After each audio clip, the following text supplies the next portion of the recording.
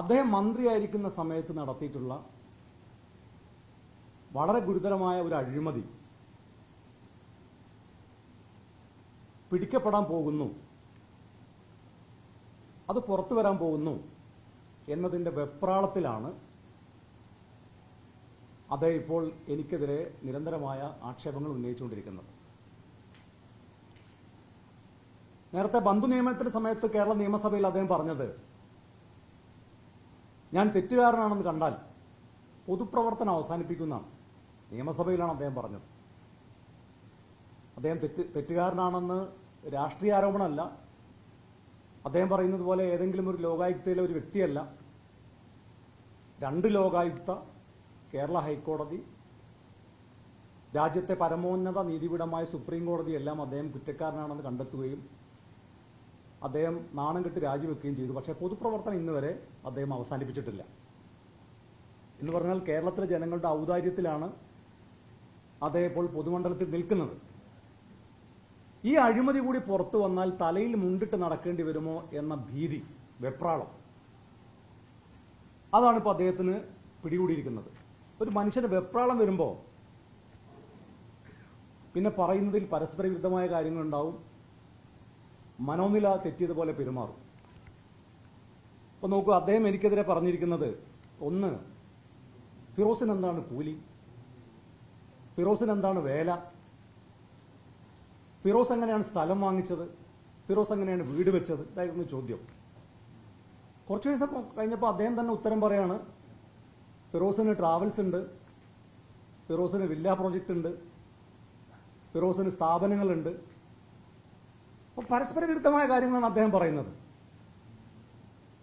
അത് കഴിഞ്ഞ് അദ്ദേഹം പറയാണ്, ഫിറോസ് ഇടക്കിടക്ക് വിദേശയാത്ര നടത്തുന്നുണ്ട്. എന്തിനാണ്? പാസ്പോർട്ട് പരിശോധിക്കണം. അത് കഴിഞ്ഞ് അദ്ദേഹം പറയാണ്, ഫിറോസിന് വിദേശത്ത് വിസയുണ്ട്, ദുബായിൽ വിസയുണ്ട്, അവിടെ ജോലിയുണ്ട്, അവിടുന്ന് ശമ്പളമുണ്ട്, TA ഉണ്ട്. അത് കഴിഞ്ഞിട്ട് അദ്ദേഹം പറയുന്നത്, കൊപ്പത്തുള്ള യൂത്ത് ലീഗ് പ്രവർത്തകർ എന്നോടൊരു കാര്യം അറിയിച്ചു. പട്ടാമ്പി കൊപ്പത്ത് ഫിറോസിന് ഒരു ഫ്രൈഡ് ചിക്കൻ കടയുണ്ട്, എമ്മി. അത് കഴിഞ്ഞ് അദ്ദേഹം പറഞ്ഞു, ഹൈലൈറ്റ് മാളിൽ ഫിറോസിനൊരു കടയുണ്ട്, അതും എമ്മി. ഇതെല്ലാം ഷാഡോ ആണ്, ബിനാമിയെ വെച്ച് നടത്തുകയാണ് എന്നാണ് അദ്ദേഹം പറഞ്ഞത്. ആദ്യമേ ഞാൻ പറയട്ടെ, ഞാൻ ബിസിനസ് ചെയ്യുന്ന ആളാണ്, ഞാൻ തൊഴിൽ ചെയ്യുന്ന ആളാണ്, എനിക്കതിൽ അഭിമാനമുള്ള ആളാണ്. മാത്രമല്ല, എൻ്റെ പാർട്ടി സഹപ്രവർത്തകരോട് പാർട്ടി യോഗങ്ങളിൽ ഞാൻ പറയാറുള്ളൊരു കാര്യം, രാഷ്ട്രീയം ഉപജീവനമാക്കരുത്, തൊഴിൽ ചെയ്യണം, ബിസിനസ് ചെയ്യണം എന്നാണ്. എനിക്ക് KT ജലീലിനോടും പറയാനുള്ളതാണ്, തൊഴിലെന്തെങ്കിലുമൊക്കെ ചെയ്യണം, എന്തെങ്കിലുമൊക്കെ ബിസിനസ് ചെയ്യണം. എത്ര കാലം എന്ന് വെച്ചിട്ടാണ് സ്വന്തം മോളെ കല്യാണത്തിന് പോലും സ്വന്തം ഭാര്യയിൽ നിന്ന് കടം വാങ്ങുക, എന്നിട്ടത് മാസാമാസം തിരിച്ചടക്കുക?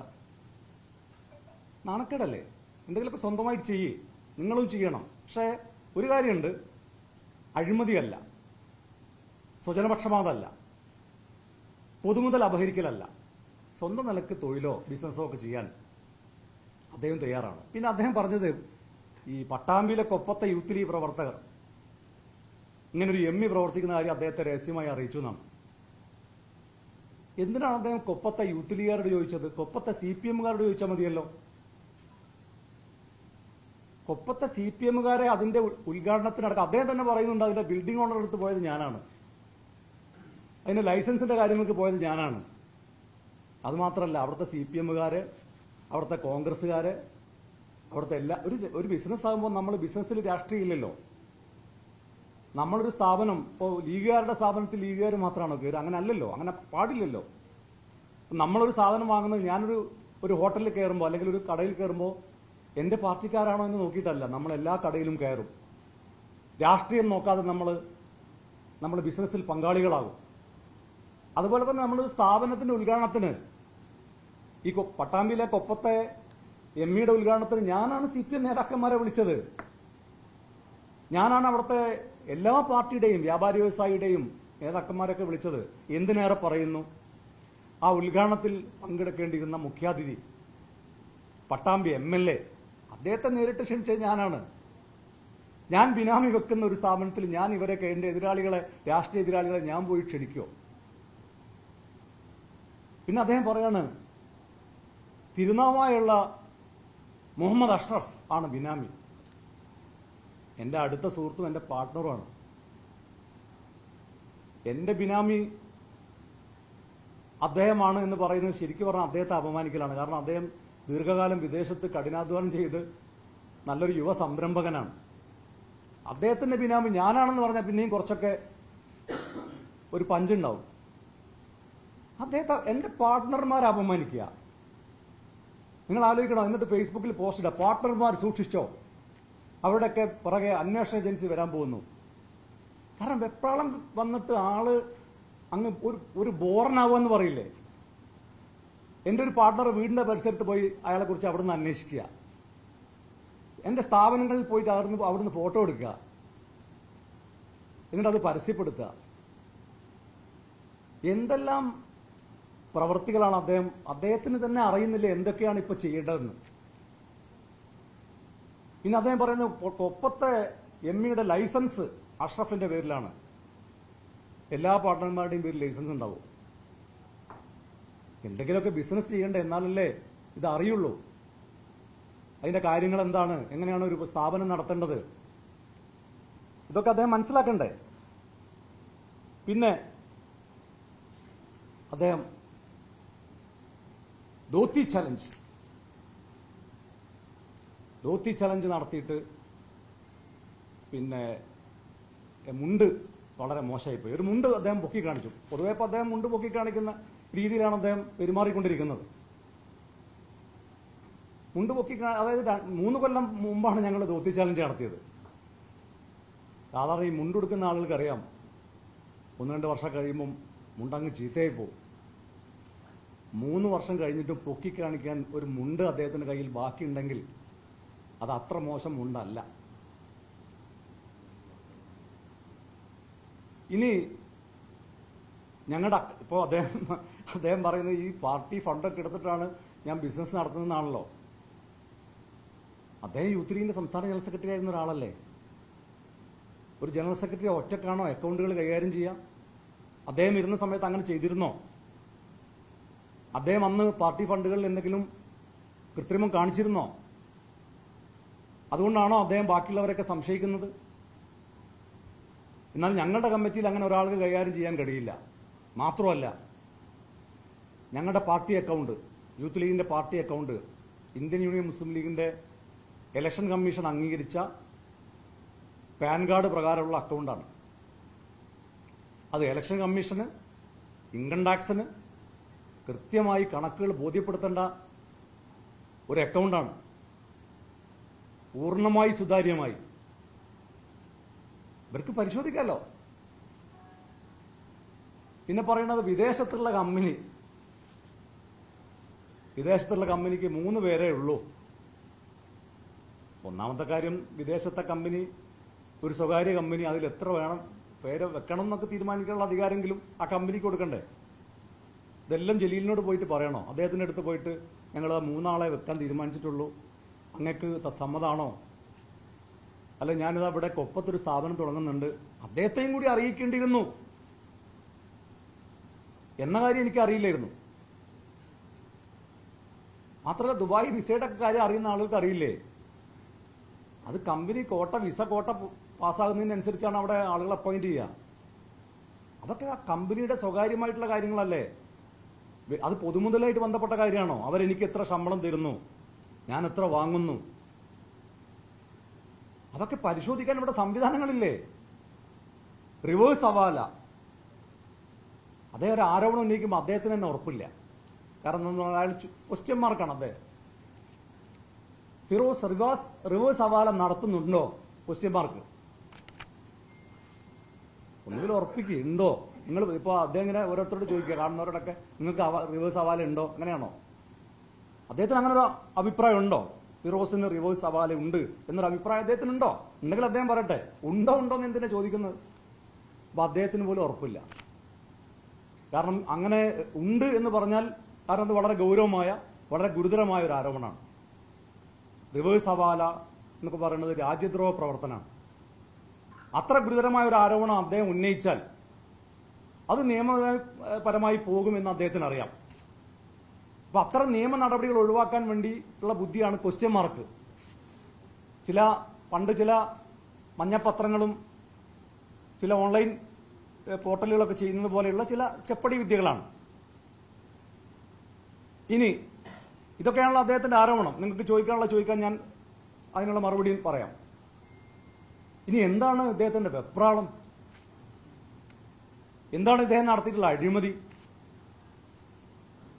നേരത്തെ നിങ്ങൾക്കറിയാം, മലയാള സർവകലാശാലയുടെ ഭൂമി ഏറ്റെടുക്കലുമായി ബന്ധപ്പെട്ട് വലിയ ആരോപണം ഉയർന്നിരുന്നു.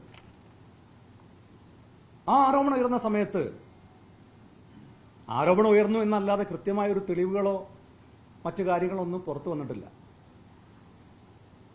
അപ്പോൾ മുസ്ലിം ലീഗ് വയനാട് ഭൂമി ഏറ്റെടുത്തതുമായി ബന്ധപ്പെട്ട് ഇദ്ദേഹം വളരെ വില കുറഞ്ഞ ചില ആരോപണങ്ങൾ ഉന്നയിച്ചു. അത് നേരത്തെ ലീഗിന്റെ ആസ്ഥാന മന്ദിരം ഡൽഹിയിൽ തുടങ്ങുന്ന സമയത്തും അതുമായി ബന്ധപ്പെട്ടും ചില വില കുറഞ്ഞ ആരോപണങ്ങൾ അദ്ദേഹം ഉന്നയിച്ചിരുന്നു. അതിന്റെ രജിസ്ട്രേഷൻ നടക്കാനേ പോകുന്നില്ല. ഞങ്ങൾ അതൊന്നും കാര്യമാക്കിയില്ല. കാരണം അദ്ദേഹത്തിന് ഒരു സ്പേസ് കിട്ടാൻ വേണ്ടി അദ്ദേഹം നടത്തുന്ന ചില ശ്രമങ്ങൾ എന്നതിനപ്പുറത്തേക്ക് ഞങ്ങൾ ഗൗരവമായി കണ്ടിട്ടില്ല. പക്ഷെ വയനാട്ടിലെ വളരെ പാവങ്ങളായിട്ടുള്ള ആളുകളെ, ആ ദുരന്ത ബാധിതരെ പുനരധിവസിപ്പിക്കാൻ വേണ്ടി ലീഗ് ഒരു ഭൂമി ഏറ്റെടുത്തപ്പോൾ ആ ഭൂമിയുമായി ബന്ധപ്പെട്ട് വളരെ അടിസ്ഥാനരഹിതമായ ആരോപണം അദ്ദേഹം ഉന്നയിച്ചു. അത് കുറഞ്ഞ വിലയുടെ ഭൂമി ഉയർന്ന വിലക്ക് വാങ്ങിയതാണ്, തോട്ടഭൂമിയാണ്, അവിടെ നിർമ്മാണം നടക്കില്ല എന്നൊക്കെയായിരുന്നു അദ്ദേഹത്തിന്റെ വാദം. അങ്ങനെ ഒരു വാദം അദ്ദേഹം ഉന്നയിച്ച സമയത്താണ് ഈ മലയാളം സർവകലാശാലയുടെ ഭൂമി ഏറ്റെടുക്കലുമായി ബന്ധപ്പെട്ട കാര്യങ്ങളിലേക്ക് ഞാൻ വീണ്ടും അന്വേഷണത്തിന് ഇറങ്ങുന്നത്. ഞെട്ടിപ്പിക്കുന്ന പല വിവരങ്ങളുമാണ് എനിക്കത് സംബന്ധിച്ച് കിട്ടിയത്. അതിൽ അഴിമതിയിൽ ജലീലിന് നേരിട്ട് പങ്കുള്ളതിന്റെ തെളിവുകളടക്കം എനിക്ക് ലഭ്യമാകുന്നു എന്ന് മനസ്സിലായപ്പോഴാണ് അതിന്റെ ഭൂമി ഇടപാടുമായി ബന്ധപ്പെട്ട്, അതിന്റെ ഇടനിലക്കാരായി പ്രവർത്തിച്ചതുമായി ബന്ധപ്പെട്ട്, അതിന്റെ കമ്മീഷൻ കൈപ്പറ്റിയതുമായി ബന്ധപ്പെട്ട്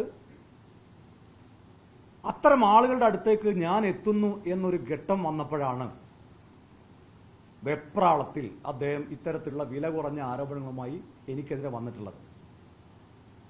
മലയാള സർവകലാശാലയുടെ ഭൂമി ഏറ്റെടുക്കലുമായി ബന്ധപ്പെട്ട് നടത്തിയ അഴിമതിയുടെ നിർണായകമായ തെളിവുകൾ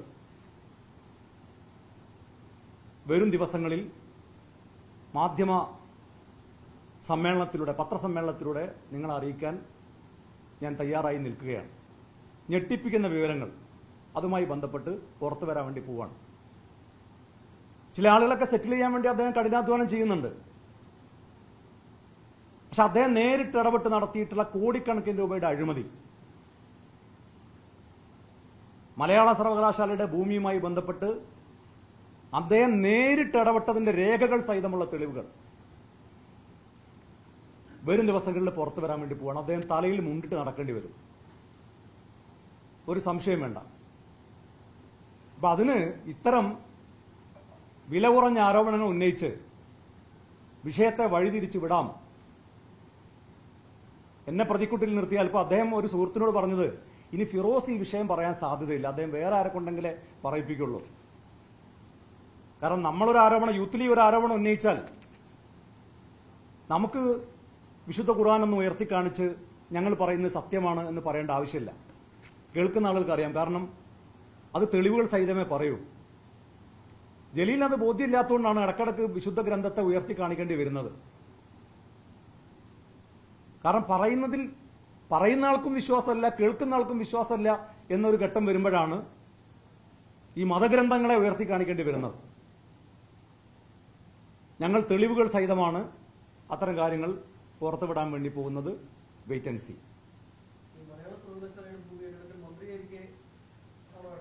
തീർച്ചയായിട്ടും ഉന്നത വിദ്യാഭ്യാസ മന്ത്രിയായിരിക്കെ അദ്ദേഹം നേരിട്ട് നടത്തിയ ഇടപെടലുകൾ, അതിന്റെ അഴിമതിയിലേക്ക് കൃത്യമായി അദ്ദേഹം നേരിട്ട് പങ്കാളിയായി എന്ന് തെളിയിക്കുന്ന തെളിവുകളാണ് പുറത്തു വരാൻ വേണ്ടി പോകുന്നത്.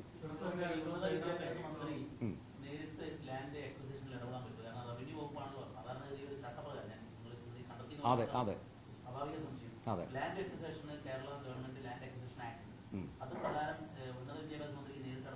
പറ്റില്ലല്ലോ, നിങ്ങൾ സമ്മതിച്ചല്ലോ. അപ്പൊ അദ്ദേഹം നേരിട്ട് ഇടപെട്ടു എന്നതിന്റെ രേഖകളാണ് ഞങ്ങൾ പുറത്തു വിടാൻ വേണ്ടി പോകുന്നത്? കോടികളുടെ അഴിമതിയാണ്.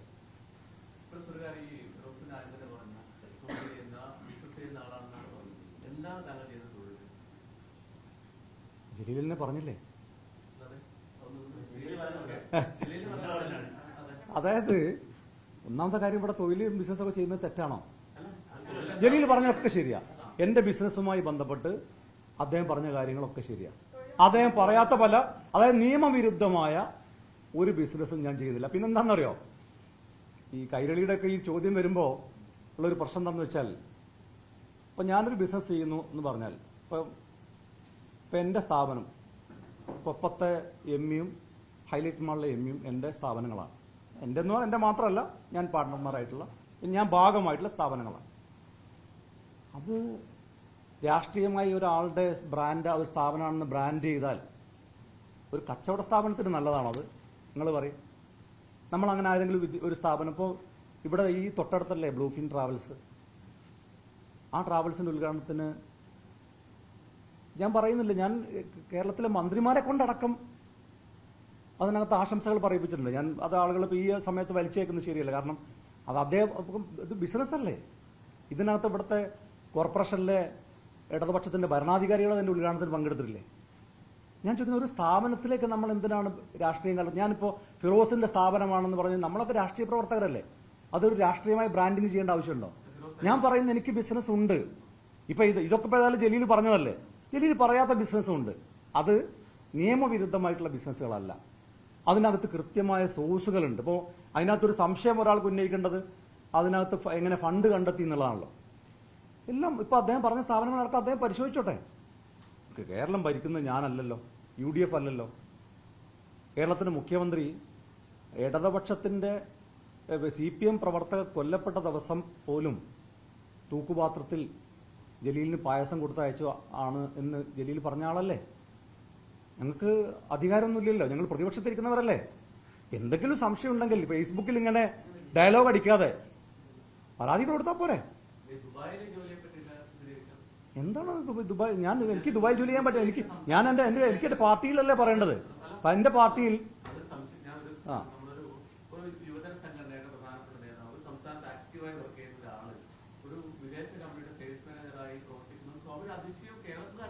ആ കമ്പനിക്ക് പ്രശ്നമില്ലെങ്കിൽ പിന്നെ നിങ്ങൾക്കാണോ പ്രശ്നം? കൈരളിക്കാണോ പ്രശ്നം? എന്തായാലും എന്താ ധാർമ്മികത? എന്താ ധാർമ്മികത? ഞങ്ങൾ പറഞ്ഞിട്ടല്ലോ, എന്റെ വരുമാനം അദ്ദേഹം പറഞ്ഞ അത്ര വരുമാനമൊന്നുമില്ല. അല്ല, അതൊക്കെ എന്റെ വ്യക്തിപരമായ കാര്യങ്ങളല്ലേ.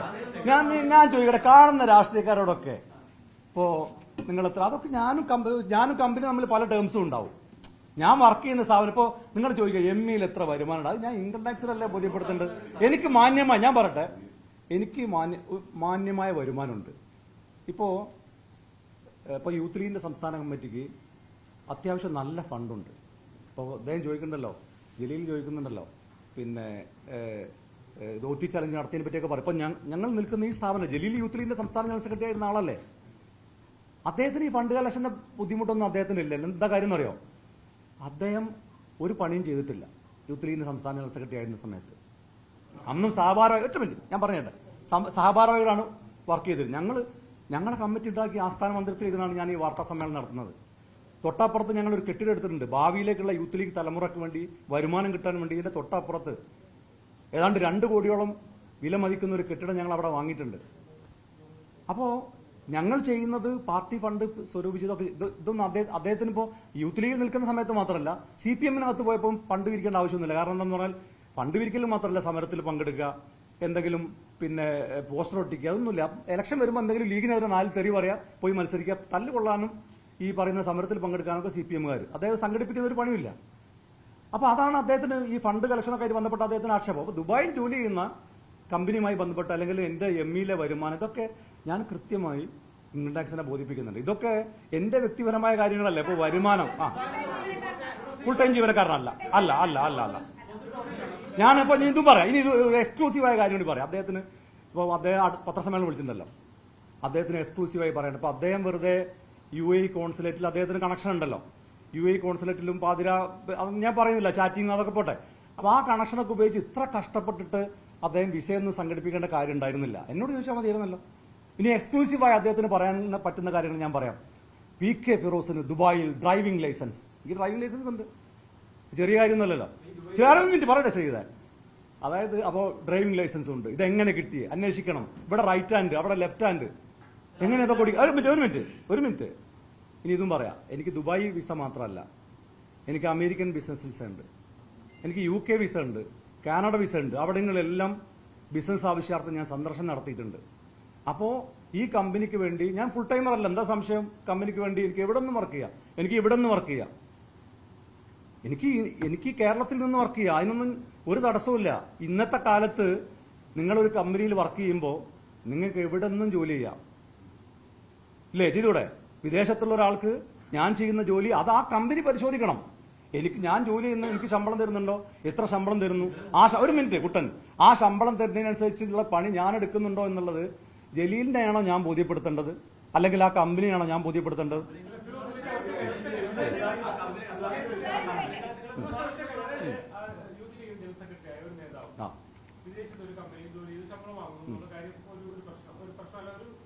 ആരോപണം.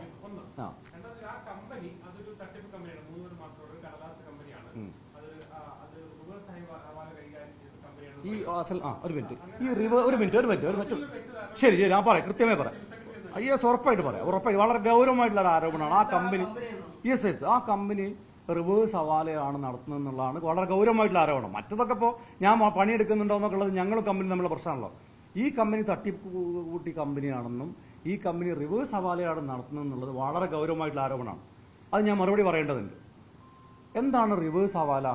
അത് കിട്ടിയാൽ എനിക്ക് അതിന്റെ അടുത്ത കാര്യം പറയാം. എന്താ റിവേഴ്സ് ഹവാല? എങ്ങനെ? എന്നിട്ട് ആ പൈസ അതാണ്. അതായത് ഇവിടുന്ന് അനധികൃതമായി സമ്പാദിക്കുന്ന സ്വത്ത് നമ്മൾ റിവേഴ്സ് ഹവാല വഴി നമ്മൾ വിദേശത്തേക്ക് കടത്തുന്നു. എന്നിട്ട് അവിടെ ഇൻവെസ്റ്റ് ചെയ്യുന്നു. എന്നിട്ട് അവിടെ ഇൻവെസ്റ്റ് ചെയ്യുന്ന പണം നമ്മൾ അക്കൗണ്ട് വഴി, ഇപ്പോൾ എനിക്ക് 5.25 ലക്ഷമാണ് ശമ്പളമെങ്കിൽ ഞാനത് എന്ത് ചെയ്യും, അവിടെ ശമ്പളമായി വാങ്ങുന്നു, എൻ്റെ അക്കൗണ്ടിലേക്ക് ഇങ്ങോട്ട് വരുന്നു. അപ്പോൾ എനിക്കത് എന്തായി? അത് നല്ല ഒരു പണമായി. ഇതാണ് വൈറ്റ് മണി. ബ്ലാക്ക് വൈറ്റായി. ഇതാണല്ലോ അതായത് ഏറ്റവും എളുപ്പത്തിൽ കണ്ടുപിടിക്കാവുന്ന കുറ്റകൃത്യം സാമ്പത്തിക കുറ്റകൃത്യം അല്ലേ? അതായത് എൻ്റെ അക്കൗണ്ടുകൾ പരിശോധിക്കുക, ഈ കമ്പനിയുടെ അക്കൗണ്ടുകൾ പരിശോധിക്കുക, എന്നിട്ട് അവിടുന്ന് അങ്ങനെ ഇവിടുന്ന് പണം അങ്ങോട്ട് അയച്ച കണ്ടുപിടിക്കാൻ പറ്റില്ല, ഉറപ്പല്ലേ? അപ്പോൾ റിവേഴ്സ് ഹവാല എന്ന് പറഞ്ഞത് എങ്ങനെയാണ്? മറ്റത് അവിടുന്ന് ഇങ്ങോട്ട് വരുത്താൻ വേണ്ടിയിട്ടാണല്ലോ ഇവിടുന്ന് അങ്ങോട്ട് അയക്കുന്നത്. എൻ്റെ അക്കൗണ്ടുകൾ പരിശോധിക്കട്ടെ, കമ്പനിയുടെ അക്കൗണ്ടുകൾ പരിശോധിക്കട്ടെ. ഈ കമ്പനി ഉത്തരം ഞാൻ പറയണമെങ്കിൽ ഞാൻ പറയാം, ഈ കമ്പനി റിവേഴ്സ് ഹവാല നടത്തുന്നില്ല എന്നൊക്കെ പറയുന്നത് ബാലിശമാണ്. ഈ കമ്പനി ഫുഡ് ട്രേഡിംഗ് കമ്പനിയാണ്. ദുബായിലാണ്. അല്ല ദുബായിലെ അവസ്ഥ അല്ല, അതൊക്കെ അതിനകത്ത് വന്നല്ലോ കമ്പനി. അവിടെ ജലീലിനോട് ചോദിക്കുന്നത്. ഇപ്പൊ ഇനി പാർട്ണർമാരെ പേര് പറയണ്ടേ? അല്ല എന്താണെന്നറിയോ, ഞാനതൊന്നും പറയാതിരിക്കാനുള്ള കാരണം എന്താണെന്ന് വെച്ചാൽ എന്തിനാണത് പറയുന്നത്? എന്നിട്ട് അവരെ പോയി ഭീഷണിപ്പെടുത്താനോ? അല്ല ഞാൻ ചോദിക്കുന്നത് അതായത് ഇതൊക്കെ ഒരു മിനിറ്റ് ഇനി ഇതൂടെ പറയാം. ശരി ദീപക് ജി ഡയറക്ടർ അല്ലല്ല ഡയറക്ടർ അല്ല. എനിക്കതിനകത്ത് ഇൻവെസ്റ്റ്മെന്റ് ഇല്ല, ഞാനതിനകത്ത് ഡയറക്ടർ ഇല്ല, ഞാൻ അതിനകത്ത് പാർട്ട് ടൈം ജീവനക്കാരൻ മാത്രമാണ്. ഇനി ഇതൂടെ പറയാം. ഇനി ഇതൊക്കെ സത്യസന്ധമായിട്ടാണെങ്കിൽ അങ്ങനെ ഉണ്ടല്ലോ, ഇതൊരു ആരോപണം. ജലീലിന് ഞാനൊരു ഓഫറോട് വെക്കാം. ജലീലിന്റെ മണ്ഡലത്തിൽ അദ്ദേഹം MLA ആണല്ലോ, തവനൂർ മണ്ഡലത്തിൽ അദ്ദേഹം ഒരു ഓണ്ടർപ്രണേഴ്സ് മീറ്റ് നടത്തട്ടെ. എന്നിട്ട് യൂത്ത് കോൺഗ്രസിനകത്തുള്ള DYFIക്കകത്തുള്ള ലീഗിനകത്തുള്ള മറ്റേതെങ്കിലും പാർട്ടിക്കാരുണ്ടെങ്കിൽ അതിനകത്തുള്ള യുവ സംരംഭകരായിട്ടുള്ള ആളുകളൊക്കെ വിളിക്കട്ടെ. എന്നിട്ട് ഈ പറഞ്ഞ പോലെ പാർട്ണർമാരെ ഭീഷണിപ്പെടുത്താനും മറ്റേതൊന്നല്ല, സത്യസന്ധമായിട്ട് അദ്ദേഹത്തിന്റെ മണ്ഡലത്തിലെ ജനങ്ങളൊക്കെ ഒന്ന് അറിയിക്കണം. കാരണം അദ്ദേഹം പറയണത് പിന്നെ ഇത് വലിയ അതിശയമാണ്, അങ്ങനെയാണല്ലോ. ഈ അതിശയമുള്ള കാര്യങ്ങളൊക്കെ ജനങ്ങൾ കേൾക്കട്ടെ, മാധ്യമങ്ങളെ കൂടി വിളിച്ചോട്ടെ, കാര്യങ്ങൾ തുറന്നു പറയാം. അതല്ലാതെ ഫിറോസിന്റെ സ്ഥാപനം വന്നിട്ട് അത് മുടക്കാനും അതിന് മുമ്പ് പോയി കോമാളിത്തരം കാണിക്കാനും ഇപ്പൊ അദ്ദേഹം പറഞ്ഞിരിക്കുന്നത് ഞാൻ ട്രാവൽസ് പോകുന്നത്, നിങ്ങളിതൊന്നും കാണുന്നില്ലേ? ഞാൻ നിങ്ങളോട് ചോദിക്കുകയാണ്, എത്രമാത്രം ബാലിശമായിട്ടുള്ള കാര്യങ്ങളാണ്. ഒരു രാഷ്ട്രീയമായിട്ട് ഇത്രയും വെപ്രാളം വരുമ്പോൾ രാഷ്ട്രീയമായി വിരോധമുള്ള ആളുകളുടെ സ്ഥാപനത്തിന് മുമ്പിൽ പോയി ഫോട്ടോ എടുക്കുക, അവിടെ നിന്ന് കോമാളിത്തരം കാണിക്കുക, എന്നിട്ട് സോഷ്യൽ മീഡിയയിൽ ഇടുക. നിങ്ങൾ കാണൂ, അദ്ദേഹത്തിന്റെ ഫേസ്ബുക്ക് പോസ്റ്റാണ്. അദ്ദേഹത്തിന്റെ പാർട്ണർമാരെ ഞാൻ വെറുതെ വിടില്ല. ഇനി ഇതും പറയാം, എനിക്കൊരാൾ കടം തന്നെന്ന് പറഞ്ഞു. എൻ്റെ ഒരു സുഹൃത്ത് അദ്ദേഹം പറഞ്ഞു അദ്ദേഹത്തിന്റെ അച്ഛന്റെ കയ്യിൽ നിന്ന് ഞാൻ കടം വാങ്ങിയിട്ടുണ്ട് എന്നൊരു കമന്റായിട്ട് പറഞ്ഞ അച്ഛനെ ചീത്ത വിളിക്കുക. എന്നാ അയാൾ ബാക്കിയുള്ള എല്ലാവർക്കും കടം കൊടുക്കുമെന്ന് ഇദ്ദേഹം ചോദിച്ചാൽ നിങ്ങളിതൊന്നും കാണുന്നില്ലേ? ഞാൻ ചോദിക്കട്ടെ, ഒരാളെ എനിക്ക് കടം തന്നാൽ അത് അദ്ദേഹത്തിന്റെ വ്യക്തിപരമായ കാര്യമല്ലേ?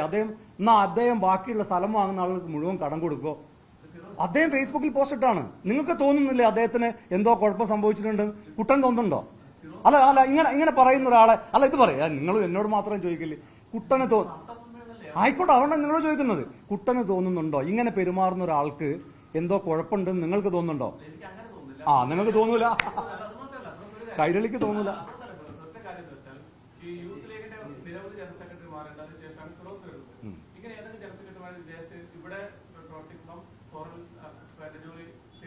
നിങ്ങളെ വീട്ടില് വേറെ ആരെങ്കിലും കൈരളി ഇരുന്നുമ്പോ വർക്ക് ചെയ്തിട്ടുണ്ടോ? വീട്ടില് വേറെ ആരെങ്കിലും കൈരളിയിൽ വർക്ക് ചെയ്തിട്ടുണ്ടോ?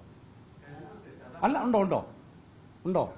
കുട്ടന്റെ വീട്ടിൽ കൈരളിയിൽ നേരത്തെ വേറെ ആരെങ്കിലും വർക്ക് ചെയ്തിട്ടുണ്ടോ? നിങ്ങളെ വീട്ടിൽ നിന്ന് ഒരാൾ കൈരളിയിൽ വർക്ക് ചെയ്താലും മാത്രമേ യൂത്ത് ലീഗിന്റെ മുമ്പത്തെ ഭാരവാഹി അയാൾ എം എ നടത്തിയിട്ടുണ്ടോ? ഇതൊക്കെ എന്ത് ചോദ്യമാണ്? എന്ത് ബാലിശമായ ചോദ്യമാണ്. പാർട്ടിക്ക് അറിയാം, പിന്നെ എന്താ സംശയം? നമുക്ക് വിദേശത്ത് എന്താണ് ജോലി അങ്ങനെയൊന്നല്ല. നമുക്ക് വിദേശത്ത് പിന്നെ ഇടപാടുകളുണ്ട്, അല്ലെങ്കിൽ വിദേശത്ത് നിന്ന് വരുമാനമുണ്ട്, നാട്ടിൽ ബിസിനസ് ഉണ്ട് എന്നുള്ള കാര്യം പാർട്ടിക്കൊക്കെ അറിയാം. ഞങ്ങൾ പാർട്ടി അനുമതിയൊന്നും വാങ്ങണ്ട. ഞങ്ങൾക്ക് അങ്ങനെ പാർട്ടിക്ക് ഒറ്റ കണ്ടീഷനേ ഉള്ളൂ. എന്തെന്നറിയോ? പേരുദോഷം മാത്രമല്ല, നിയമവിരുദ്ധമായ കാര്യങ്ങൾ ചെയ്യരുത്, നിയമവിധേയമായ കാര്യങ്ങൾ ചെയ്യാം. എല്ലാം കൃത്യമായിട്ടാണ്. ആർക്കൊക്കെ വളരെ സിമ്പിൾ അല്ലേ?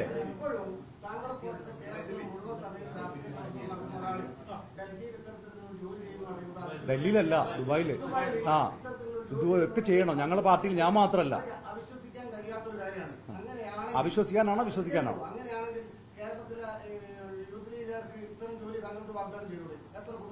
എത്ര യൂത്ത് ലീഗുകാർ വിദേശത്ത് ജോലി ചെയ്യുന്നുണ്ട്. ഞങ്ങളുടെ യൂത്ത് ലീഗിന്റെ ഒരുപാട് ആൾക്കാർ വിദേശത്ത് ജോലി ചെയ്യുന്നുണ്ട്. ഒരുപാട് പ്രവർത്തകർ ജോലി ചെയ്യുന്നുണ്ട്. അപ്പൊ എന്നെ കുറിച്ചുള്ള ആശയം വന്ന ഇത് ഇടക്കിടക്ക് വിദേശത്ത് പോകുന്നുണ്ടെന്നല്ലേ? എന്താണ് ഇത് ഇടക്കിടക്ക് വിദേശത്ത് പോകുന്നത്? എന്തിനാ? കോടികൾ ബിസിനസ് നടത്തുന്നല്ലേ? അല്ല, വരുമാനം എത്ര ഉണ്ടെന്ന് ഞാൻ പറഞ്ഞില്ലല്ലോ. എനിക്ക് അത്യാവശ്യം വരുമാനം ഉണ്ട് ജീവിക്കാനുള്ള. അതായത് അത് ഞാൻ പറഞ്ഞുതരാം, ഇതോട് പറയാം. ഒരു മിനിറ്റ് ബൈ. അതായത് ഒരു മിനിറ്റ്. ഇപ്പൊ യൂത്ത് ലീഗിന്റെ കമ്മിറ്റി എന്നുള്ളതൊക്കെ എനിക്ക് വേണമെങ്കിൽ ഇപ്പൊ ഞാൻ ഒരു ഡെയിലി ഒരു 1500-2000 രൂപക്ക് ഫ്യൂൽ അടിക്കുന്ന ആളാണ്. എനിക്ക് വേണമെങ്കിൽ പാർട്ടിയിൽ നിന്ന് എനിക്ക് എടുക്കാം. ഞാനൊരു നയാ പൈസ പോലും പാർട്ടിയിൽ നിന്ന് എടുക്കുന്നില്ല, എൻ്റെ സ്വന്തം വരുമാനത്തിൽ നിന്നാണ്. അതുകൊണ്ട് എൻ്റെ പാർട്ടി സഹപ്രവർത്തകരോട് എനിക്ക് പറയാനുള്ളത്, എല്ലാവർക്കും കഴിഞ്ഞോളൊന്നുമില്ല, പക്ഷേ പാർട്ടി പ്രവർത്തകർ രാഷ്ട്രീയം ജീവിതമാർഗമാക്കരുത്. തൊഴിൽ ചെയ്യണം, അല്ലെങ്കിൽ ബിസിനസ് ചെയ്യണം. നിയമവിരുദ്ധമായ കാര്യങ്ങൾ നിങ്ങൾ ചെയ്യരുത്. നിയമവിരുദ്ധമായ കാര്യങ്ങൾ ഏതെങ്കിലും ആക്ഷേപമൊക്കെ ഉന്നയിക്കുമെന്ന് പേടിച്ചിട്ട് ഇപ്പോൾ ഇനി രാഷ്ട്രീയക്കാർ ഇപ്പോൾ പിന്നെ MLA-മാരാവട്ടെ ജനപ്രതിനിധികളാവട്ടെ ആർക്കും രാഷ്ട്രീയം ബിസിനസ് ആക്കാതെ അവരിപ്പോൾ തൊഴിൽ ചെയ്ത് അല്ലെങ്കിൽ ബിസിനസ് ചെയ്ത് വരുമാന മാർഗം ഉണ്ടാക്കുന്നതാണ് അന്തസ്. അതൊരു തെറ്റാണ്, അല്ലെങ്കിൽ അതൊരു മോശം കാര്യമാണ് എന്ന് ആരെങ്കിലും പറഞ്ഞാൽ സമ്മതിച്ചു തരാൻ തൽക്കാലം നിവൃത്തിയില്ല. കൃത്യമായ സോഴ്സ് ഉണ്ട്. 100%. അദ്ദേഹത്തിന് തന്നെ ഉറപ്പില്ലല്ലോ ആരോപണം. അദ്ദേഹം ചോദ്യമല്ലേ ചോദിച്ചത്? ഹവാല ഇടപാട് നടത്തുന്നുണ്ടോ? Question mark. അദ്ദേഹം തന്നെ പറഞ്ഞില്ലേ? അതൊക്കെ അതിനകത്തില്ലേ? അദ്ദേഹം തന്നെ പറഞ്ഞില്ലേ? എന്തിനാണ് ഞാനിത് പറയണത്?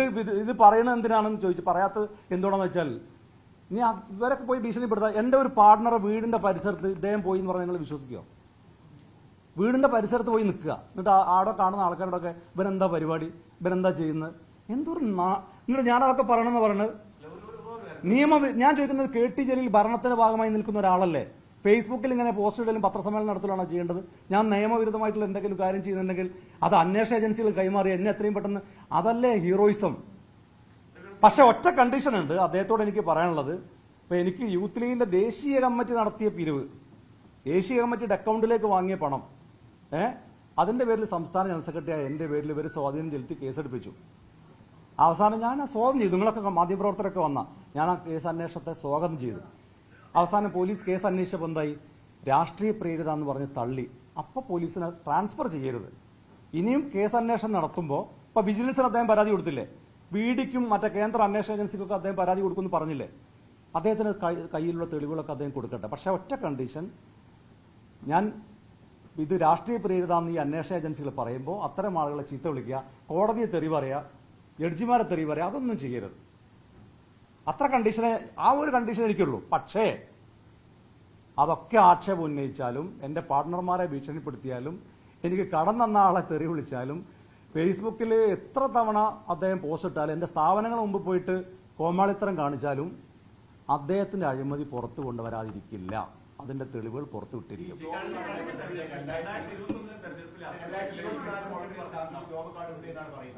അതിനു മുമ്പ് നിങ്ങൾക്ക് ജോബ് കാർഡ് ഉണ്ടായിരുന്നോ? അങ്ങനെയെങ്കിൽ നിയമസഭാ തെരഞ്ഞെടുപ്പുമായി ബന്ധപ്പെട്ട് അതിന്റെ അബ്രിവേറ്റിൽ പറഞ്ഞ ചേർത്തിരുന്നോ? ഞാൻ ചോദിക്കട്ടെ, ഇതൊക്കെ ഉണ്ടെങ്കിൽ നടപടി എടുക്കണമെന്നേ. ഞാൻ അഫിഡവിറ്റിൽ കൊടുത്ത കാര്യങ്ങളൊക്കെ പൂർണ്ണമായിട്ടും ശരിയായ കാര്യങ്ങളാണ്. വസ്തുതാ വിരുദ്ധമായിട്ടുള്ള ഒരു കാര്യം ഞാൻ ചെയ്തിട്ടില്ല. ഉണ്ടെങ്കിലല്ലേ കൊടുക്കേണ്ടതുള്ളൂ. 2021 ഞാൻ വസ്തുതാ വിരുദ്ധമായിട്ടുള്ള ഒന്നും അഫിഡവിറ്റിൽ കൊടുത്തിട്ടില്ല. അദ്ദേഹത്തിന് എന്തെങ്കിലും തെളിവുണ്ടെങ്കിൽ വളരെ സിമ്പിൾ അല്ലേ? അല്ലാന്ന് ഞാൻ ചോദിക്കുന്നത്, ഉണ്ടെങ്കിൽ അദ്ദേഹം തെളിയിക്കട്ടെ. എനിക്ക് അതിന് മുമ്പ് ജോബ് കാർഡ് ഉണ്ട്. പക്ഷെ ഞാൻ നിയമസഭയിൽ മത്സരിക്കുന്ന സമയത്ത് ഞാൻ അത് അഫിഡവിറ്റിനകത്ത് കൊടുത്ത കാര്യങ്ങളൊക്കെ പൂർണ്ണമായും സത്യമായ കാര്യങ്ങൾ. ഞാൻ നിയമസഭയിൽ മത്സരിക്കുന്ന സമയത്ത് എനിക്ക് ജോബ് കാർഡില്ല. അതിന് മുമ്പുണ്ടായിരുന്നു. ആ സമയത്ത് മാത്രമല്ല, അതിനൊക്കെ കുറച്ചധികം കൃത്യമായ വർഷം കുറെ അധികം മുമ്പാണ്.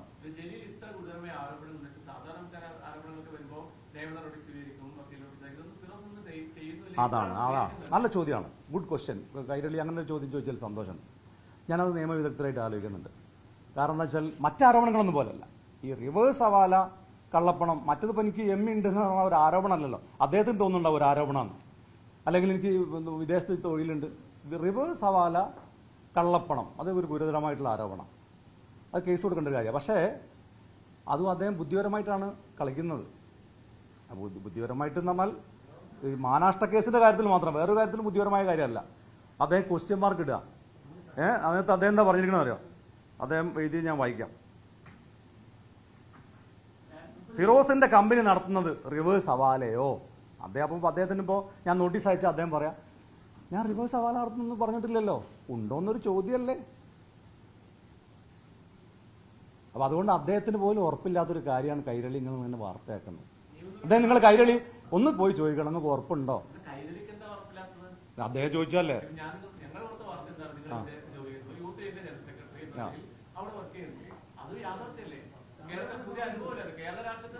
അത് ശരി, നല്ലതാ. തീർച്ചയായിട്ടും. അല്ല, അതാ പറഞ്ഞ എന്റെ നിയമവിദഗ്ധരായിട്ട് ആലോചിക്കും. ഇപ്പൊ അദ്ദേഹത്തിന് ഇപ്പൊ ഞാൻ ഇതിനകത്ത് മനസ്സിലാക്കുന്ന ഒരു കാര്യം, അദ്ദേഹത്തിന്റെ ഒരു ഡിഫൻസ് ക്വസ്റ്റ്യൻ മാർക്ക് ഉള്ളതായിരിക്കും. അദ്ദേഹം ആരോപണം പറഞ്ഞിട്ടില്ലല്ലോ. നോക്കാം. മറ്റേത് ഇപ്പൊ എന്താ ആരോപണം? നടത്തുന്നുണ്ടെന്നുള്ള ഒരു ആരോപണം. എനിക്കൊരു ക്രെഡിറ്റ് അല്ലത്. ഇപ്പൊ ഇനി വേറെ കാര്യമാണ് പറയാം. ഒറ്റ കാര്യം ഇടും ദീപക് ജി, ഈ ജലീലിനുള്ള ഒരു ബുദ്ധിയാണ് കേട്ടോ. അതായത് ഇപ്പൊ ഇതിന്റെ ഇൻവെസ്റ്റ്മെന്റ്, അതെ, അതായത് പഴയ സഹപ്രവർത്തനല്ലേ. അപ്പൊ അദ്ദേഹം ചോദിക്കുന്ന ഒരു സ്ഥാപനം തുടങ്ങാൻ എത്ര ഇൻവെസ്റ്റ്മെന്റ് വേണമെന്ന്. ഇപ്പൊ ഞാൻ എമ്മിയോട് പറഞ്ഞു എന്താണെന്നറിയോ? ഇപ്പൊ എനിക്ക് എമ്മിൽ 2 സ്ഥാപനത്തിലെ എനിക്ക് ഫ്രാഞ്ചൈസി ഉള്ളൂ. അവർക്ക് 35 സ്ഥാപനമുണ്ട്. ഇനി പുതിയ ഫ്രാഞ്ചൈസികൾ വരുന്നുണ്ട്. ഞാൻ പറഞ്ഞു, ഇനി എവിടെ ഫ്രാഞ്ചൈസി തുടങ്ങിയാലും ഒരു 10% എനിക്ക് ഫ്രീ ആയിട്ട് ഷെയർ തരണം. കാരണം ഇത്രയും വലിയ പബ്ലിസിറ്റി കേരളത്തിൽ എത്ര പ്രൈം ടൈം ചാനലിലൊക്കെ എമ്മിയുടെ പരസ്യം അവർ കൊടുക്കണം, എത്ര പൈസ കൊടുക്കണം? ഞാൻ കാരണല്ലേ. അപ്പൊ ഫ്രീ, അതായത് ഇതൊക്കെയാണ് ഇന്നത്തെ കാലത്തെ ബിസിനസ്സിലെ ബുദ്ധി എന്ന് പറയുന്നത്. അപ്പൊ ജലീൽ കുറച്ച് സമയം എന്റെ അടുത്ത് വന്നാൽ കുറച്ച് ബുദ്ധി ഞാൻ ഉപദേശിച്ചു കൊടുക്കാം. അല്ല, അതെനിക്ക് സന്തോഷമുള്ളൂ. സ്ഥാപനങ്ങൾക്ക് പരസ്യം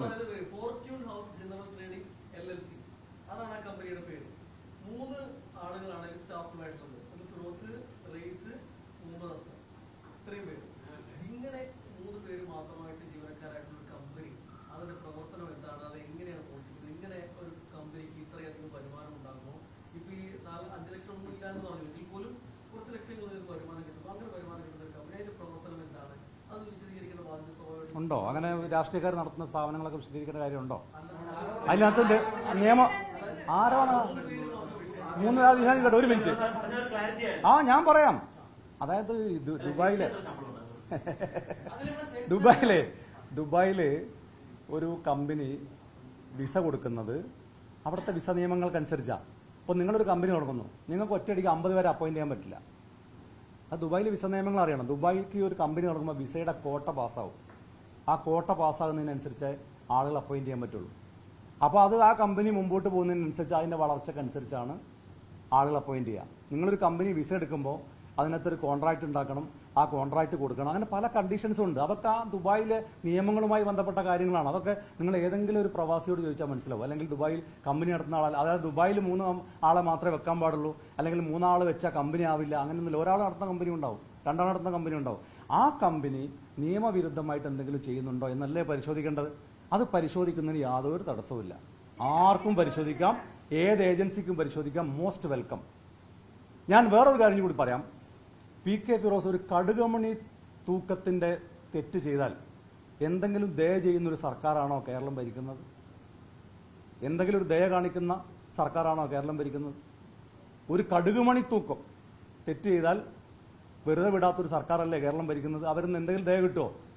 എന്തുകൊണ്ടാണ് ഒന്നും ചെയ്യാൻ കഴിയാത്തത്? കടുകുമണി തൂക്കം തെറ്റ് പോലും ഇല്ല. അതുകൊണ്ട് കുറെ ആക്ഷേപം ഉന്നയിക്കുക, എന്നിട്ട് സ്വന്തം ചെയ്ത തെറ്റുകൾ, ഈ അഴിമതി, ഈ മന്ത്രിയായിരിക്കുന്ന സമയത്ത് താൻ നടത്തിയ അഴിമതി പുറത്തു വരരുത്, അതിനു മുമ്പ് അദ്ദേഹത്തിന്റെ ക്രെഡിബിലിറ്റി തകർക്കണം. അതിന് കുറെ തവണ ഉയർത്തി കാണിച്ചാൽ ആ ക്രെഡിബിലിറ്റി തകർക്കാൻ കഴിയുമെന്നാണ് അദ്ദേഹം വിചാരിക്കുന്നത്. പക്ഷേ കേരളത്തിലെ ജനങ്ങൾ ഇതെല്ലാം നോക്കിക്കാണുന്നുണ്ട്. അവർക്ക് രാഷ്ട്രീയം തൊഴിലാക്കാത്ത മറ്റു വരുമാന മാർഗങ്ങളുള്ള രാഷ്ട്രീയ നേതാക്കളോട് അവർക്ക് മതിപ്പേ ഉണ്ടാവൂ എന്നുള്ള പൂർണ്ണ ബോധ്യം എനിക്കുണ്ട്. Thank you.